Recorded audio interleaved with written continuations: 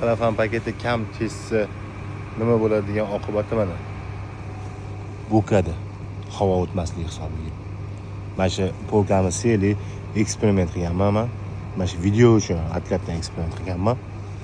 Bu shamollatish birato'la tuzatish yo'lini ham o'rgatib ketyapman. Bu teshigi kam bo'lsa paketda hozir ko'rsataman. Mana. Bunaqa kichkina teshuvlar 15-20 santimetrda qilganman.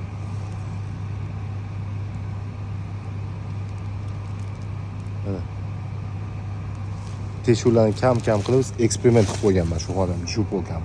Mana jiqqa suv yotdi.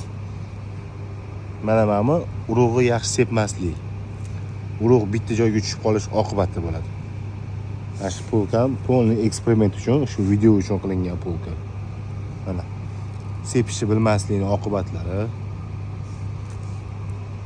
paket teshmaslikning oqibatlari.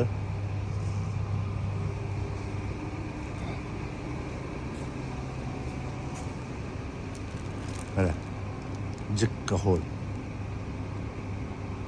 Teshuv yo'q. Mana. Yo'q teshuv. Hozir buni tuzatyapmiz, qilgan xatoyimizni tuzatildi hozir. Ochib qo'yamiz, 2 soat ochib o'tiradi. Keyin 2 soat bu yoqqa qo'yamiz paketni, yana ochib o'tiradi. Shamolda bo'ladi. Nam, vlajnost chiqib ketadi.